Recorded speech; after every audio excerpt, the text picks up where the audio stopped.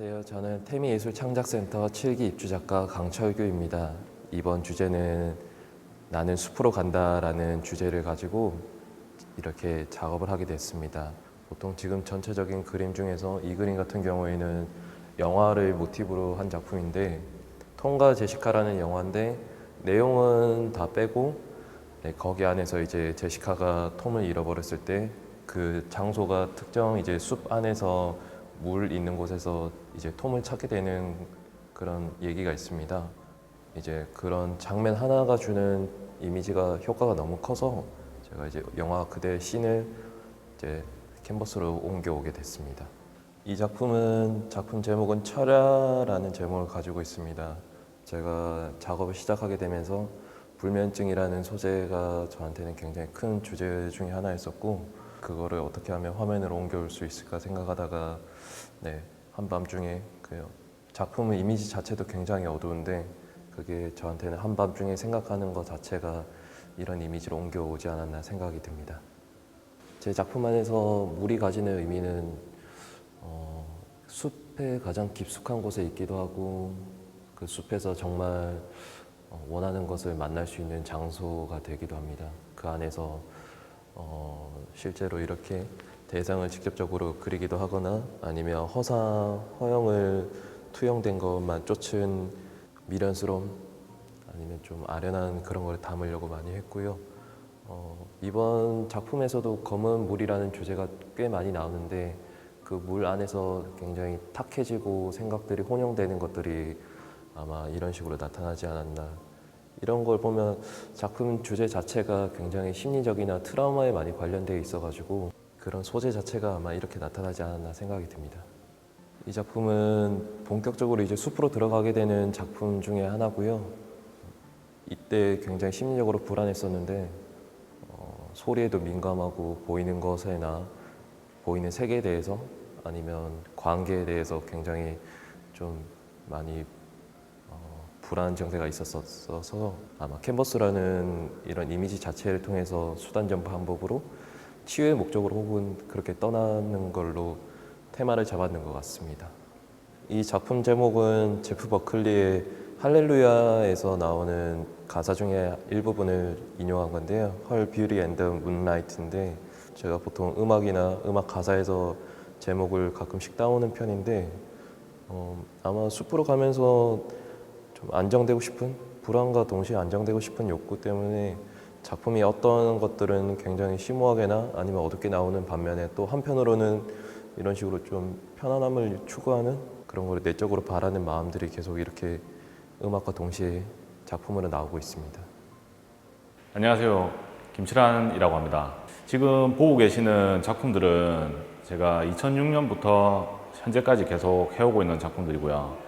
밥을 먹은 몸이 만들어내는 생산물들을 수집하고 그 다음에 원래 형태로 다시 복원하는 작업을 해오고 있습니다. 의미나 가치를 평가받기 힘든 그런 소재들에게 권위를 부여하기 위해서 이런 자대 형식의 작품을 만들었고요.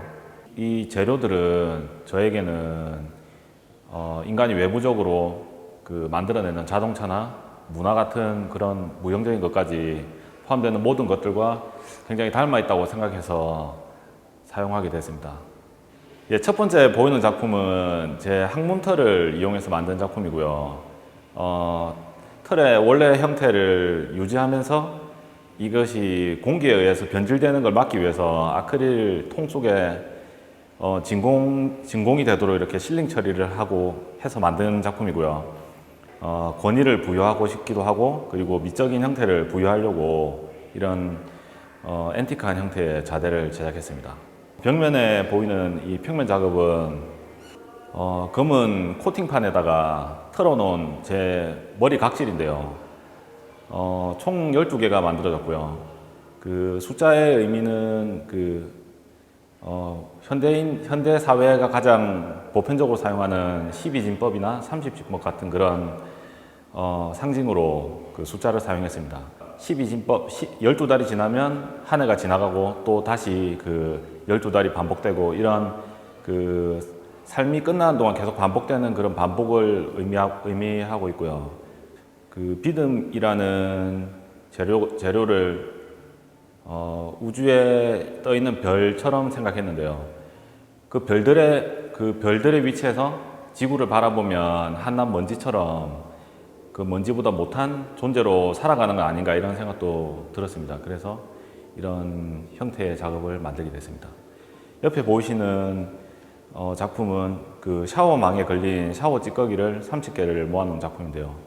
이 작품도 동일하게 12개를 제작했고요. 그 의미는 앞에 말씀드린 것처럼 삶이 계속 반복된다는 그런 깨끗해지려고 하고 그리고 다시 더러워지는 그 반복의 그런 상징으로 그렇게 제작했습니다. 앞에 보이시는 흰색 자재 속에 있는 입술 껍질 작업은 제 입에서 터서 떨어져 나간 그 껍질들을 원래 형태로 다시 만든 작품이고요. 역시 동일하게 12개의 작품이 만들어져 있습니다. 안녕하세요. 저는 백승현입니다. 그래서 전시장에 들어오시면 가운데 도자로 제작된 그 자소상이 놓여 있는데요. 이 자소상은 현대 사회에 불안하고 고립되어 있는 자아를 표현하고 있습니다. 그래서 자소상 주위로 유리벽이 둘러싸여져 있고요. 이 유리벽은 개인의 어떤 우울 그리고 개인이 현대 사회 속에서 타인과 사회와 연대하지 못하는 것을 나타내고 있습니다. 왼쪽으로 보시면 그 테이블 위에 원뿔 기둥과 배지가 놓여 있는 작업을 보실 수가 있어요. 그래서 이 작품은 성과사회를 나타내는 작품입니다. 그래서 이 원뿔은 어떤 탑을 상징을 하고 있고요. 배지들도 마찬가지로 금태를 두르고 있는 그 자소상 저의 이제 자화상 얼굴이 들어간 배지가 놓여 있습니다. 지금 전시장 저 뒤쪽에 보시면 저게 초소예요. 그래서 감시를 하는 초소고요. 저 초소가 개인을 감시를 하고 있다고 생각을 했어요. 그런 나 스스로를 감시하는 어떤 저런 초소가 자본주의 사회에서 개인의 성과를 극대화하기 위한 하나의 시스템이라고 생각을 했습니다. 전시장 왼쪽에 보시면 이쪽에 두 기계가 베이글 만드는 기계예요. 그래서 지금 이쪽 사진에 보시면 동그란 원반이 있고 저 동그란 원반이 계속 반복적으로 돌아가고 그 위에 베이글 반죽이 떨어지면 제가 그걸 손으로 집어서 일정한 간격으로 나열하는 일을 했었거든요. 그래서 이 반복되는 일을 상징하는 작업들이고요. 그 사진 작업 밑으로 똑같이 돌아가는 원반 작업이 하나 있습니다. 그래서 이 두 작업이 그 반복되는 것들을 계속 연상을 시켜주고 있어요. 그리고 지금 사진 작업이 총 3점이 걸렸는데 이 3점을 다 보시면 공통적으로 이 세 작품에서 드러나는 것이 진짜가 아니거든요. 그래서 이게 다 가짜 모형을 제가 만들어서 종이로 만들어 가지고 촬영을 한 작품이고요. 그런 저의 이제 자수상 작업, 그러니까 자아를 둘러싸고 있는 어떤 이런 사회에 대한 이야기들이 개인한테 무한 반복적으로 성과를 요구를 하고 있고, 그런 성과를 요구하면서도 굉장히 그런 요구하는 언어들은 기만에 기초한 언어라는 것들을 이야기하고 싶었어요. 그래서 이번 작업은 그러한 주제로 전시가 되었습니다. 안녕하세요. 이번에 태미예술창작센터 7기 작가 고동환이라고 합니다. 첫 번째로 보시게 될 작품은 이 전시장의 위치에 있는, 입구에 위치해 있는 이 도어 매트, 제목은 써있는 그대로 You are not welcome, 환영하지 않는다는 의미로 만들게 되었는데, 사람들이 이 도어 매트라는 공간을 밟고 내 영역으로 들어오게 됐을 때 나는 그다지 그렇게 환영하지 못한다 라는 의미로 이 도어 매트에 직접적으로 글씨를 새기게 됐습니다. 저 영상 작품도 동명의 제목을 가지고 You are not welcome 이라는 제목을 가지고 있는 영상 작품입니다. 환영의 의미로 손을 흔들 수도 있고, 아니면 다가오지 말라는, 보는 사람마다 저걸 어떻게 받아들일지는 관객들의 몫이라고 저는 생각합니다.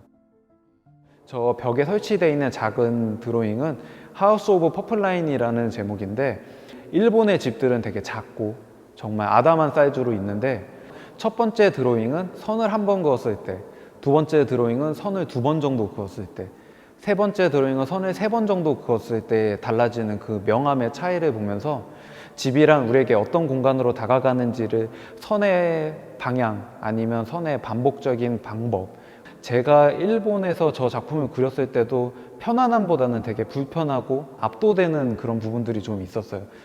저도 관객들이 똑같이 느껴주기를 원해서 저런 드로잉을 위에 위치하게 되었습니다.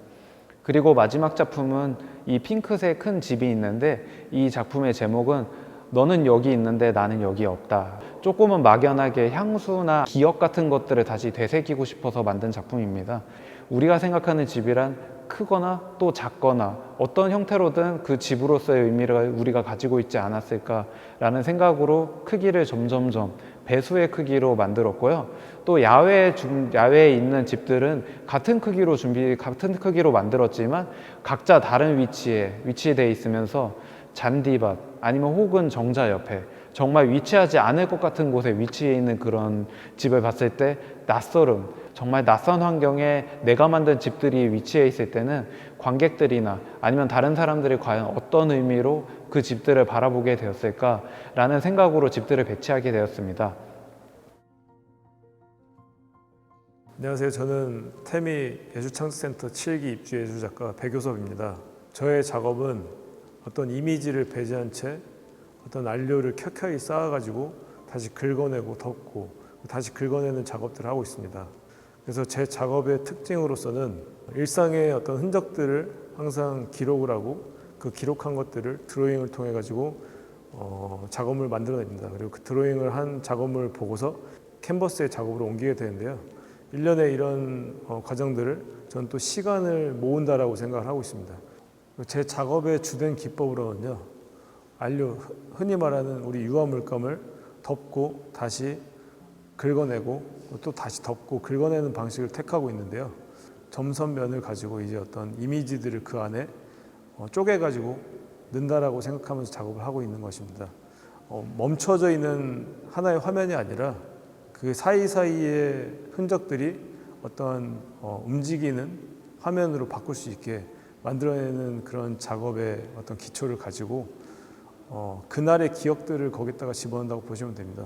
그 순간의 기록과 순간의 기록을 보는 그 시간과 그리고 그 시간을 보는 그 캔버스로 가는 시간, 그 세 가지의 연결이 어떻게 보면 과거와 현재와 미래가 연결되는 현재 우리의 어떤 삶과 맞닿아 있다고 생각하면서 그 앞에 말했던 그 지우고 다시 그리는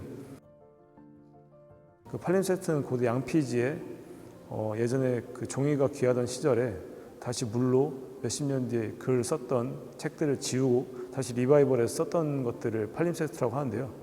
그러니까 우리가 항상 생활하고 있는 이런 일상의 어떤 기억들과 기록들이 지금 순간엔 사라져 보이지만 아직은 사라져 있지 않고 잔상으로 남아 있다는 것인데요. 그것이 제가 그림에서 다른 사람들과 공유하고 싶고 그런 것들을 끌어내기 위해서 팔림세트를 끌고 왔고요. 그래서 지금 그런 작업을 계속 연구하고 있습니다. 안녕하세요. 서인혜입니다. 저는 여성의 신체성과 보이지 않는 노동력을 가시화하는 작업을 주로 하고 있습니다. 맨 앞에 보이는 첫 번째 이 작품은 물렁막 드로잉 시리즈입니다. 이 드로잉들은 총 72장의 드로잉들로 이루어져 있는데요. 장지 위에 직접 그리는 방식이 아닌 자연에서 얻을 수 있는 붉은 염료들, 이를테면 홍화씨나 소목, 오미자, 김치 국물 등을 가지고 직접 우리거나 흩뿌리면서 만들어낸 얼룩과 흔적의 결과물입니다. 이 드로잉들을 하게 된 이유는 저는 어떤 신체 표면에서 일어나는 몸의 흐름과 배출의 과정에 집중하게 되었습니다. 이 과정에는 어떤 이성적인 통제 영역 바깥에 머무르게 되는 여성의 정체성을 보여주는 단면과도 같이 느껴져서 이러한 드로잉을 진행하게 되었습니다. 사람의 신체 표면에 대한 관심은 저의 주변에 있는 여성들로 확장되었습니다. 이 굳은살 작업들 같은 경우에는 작년 대구 가창면 삼산리라는 작은 시골 마을에 위치한 스튜디오에서 진행한 작업이었는데요. 그 마을은 고령의 할머님들이 모여 사시는 작은 마을이었습니다. 저는 그곳에서 만난 저 이외에 어떤 다른 여성들에 대한 편견에 대한 관찰로 이제 확장이 되었고, 그분들이 입고 계시는 몸빼 바지의 패턴이 어떤 시각적인 즐거움으로 다가오게 되었습니다.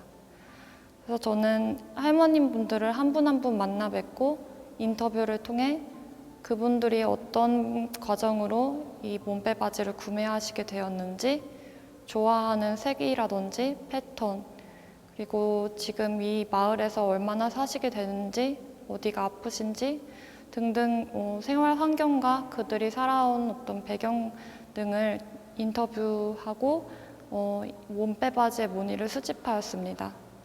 수집한 몸빼 바지의 무늬를 바탕으로 제가 재가공하여 편집하여 어떤 비단 위에 다시 그려 넣는 방식으로 설치를 해본 작품입니다. 저는 이 과정을 통해 일상적이고 좀 일반적으로 패션이라는 영역에서 벗어난 어떤 노동복인 몸빼 바지의 패턴이 다시 예술로서 보여졌을 때 일상과 예술의 어떤 경계를 허물고 버무려져 가는 그런 동사의 형태를 실천하고자 하였습니다. 안녕하세요. 저는 이희경입니다. 복잡하고 다층적인 세계에 대한 어떤 부조리함을 이해하기 위해서 작업을 진행하고 있습니다. 이번 전시는 캄보디아를 배경으로 촬영한 영상 2점과 드로잉 그리고 오브제를 선보이고 있습니다. 영상 완니네 집에서 새우 요리를 해보아요는 캄보디아 외곽의 스텅트랭의 한 가정집에서 촬영된 것입니다. 저녁에 가족들이 모여서 다 같이 요리를 만들고 있는 평범한 장면을 통해서 우리가 공유할 수 있는 정서를 불러일으키고, 그리고 제가 이걸 바라보고 있는 불안한 저의 시선을 어떤 다투고 있는 개미나 비행기 불빛 등의 장면을 오버랩시켜서 표현한 영상 작업입니다. 그리고 또 다른 영상으로 우리는 부처의 무릎 위에 있었다는 캄보디아와 베트남의 국경 지역이 나타나끼리를 배경으로 하고 있습니다. 나타나끼리에 지는 노을을 배경으로 청년 무리들이 떠들고 있는 소리를 들을 수 있는데요. 이건 현장의 소리를 그대로 살려서 작업을 한 것입니다. 자막을 보시면은 프랑스 식민 지배, 그리고 미국 태평양 전쟁 등의 어떤 역사들이 자막과 사진 장면으로 빠르게 스쳐 지나갑니다. 그리고 그 중간중간 우리는 젊다라는 메시지가 나오면서 지금 막 건축이 시작된 어떤 허름한 대리석 위에서 묶어 떠드는 이 캄보디아 친구들의 가능성과 미래를 내다보고 있는 저의 시선이 담겨진 영상 작업입니다. 드로잉 여행은 제가 캄보디아를 배경으로 한 작업 중 영상과는 조금 다른 시선으로 작업한 그림입니다. 캄보디아에서 현재 일어나고 있는 사건들을 재구성한 것으로 오일바와 콩테를 이용해서 빠르게 그려나간 작업입니다. 마치 한국의 과거사와도 겹쳐 보이는 이런 장면들을 이용해서 저는 과거와 미래로 이어진 캄보디아와 한국을 내다보고 나아가 아시아가 가지고 있는 공통의 상흔들을 드러내고자 하였습니다.